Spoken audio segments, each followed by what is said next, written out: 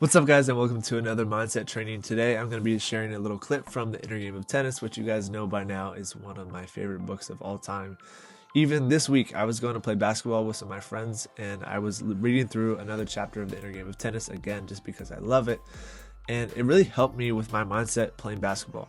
Because even though I'm not playing competitively anymore, I know a lot of the negative mindsets that can creep back in from when I did play are very possible, and it still happens to me even when I'm just playing for fun.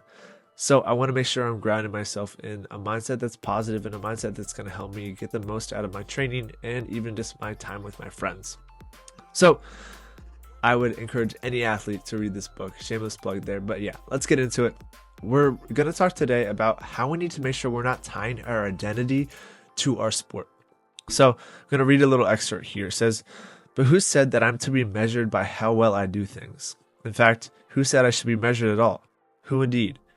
What is required to disengage oneself from this trap is a clear knowledge that the value of any human being cannot be measured by performance or by any other arbitrary measurement." And then it says a little later, it says, "Similarly, the score of a tennis match may be an indication of how well I performed or how hard I tried, but it does not define me or give me cause to consider myself something more or less than I was before the match."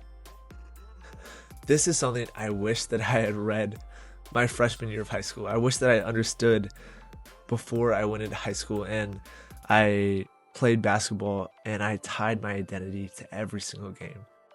If we lost, I thought that I was a failure and I didn't do enough and I was a bad person. But you losing doesn't make you a bad person, just as much as you winning doesn't make you a good person. It should be a way for you to outlet and to enjoy playing the sport that you want to play. We're going to play so much more free when we understand that our identity as a person is not tied to the way we play our sport. And that is one of the reasons I was always so tight whenever I get into the game.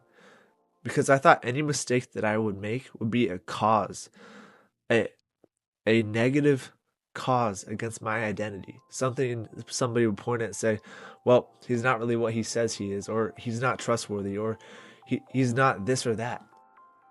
But truly, it wasn't about that at all. It was just a way for me to play a game and enjoy competition and enjoy going out there and giving everything I had. That is how we can play free. That is a mindset that will get us to the results that we actually want. So stop tying your identity to the game. Stop tying your identity to the result. And that means just as much when you're winning, when you're doing well, because you can't have both sides of that coin. If you think, well, I'm a great person because I'm winning right now, well, what's going to happen when it goes the other way?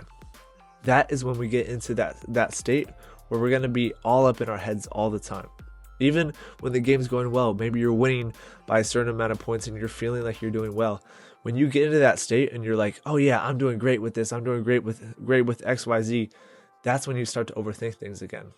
It's only when we get into that state where we're not tied down to anything, we're enjoying how we play, we're enjoying the fact that we get to go out there and play our sport, that we finally find that flow state. And that is where we play our best. So I hope you guys will take that and keep on changing the world.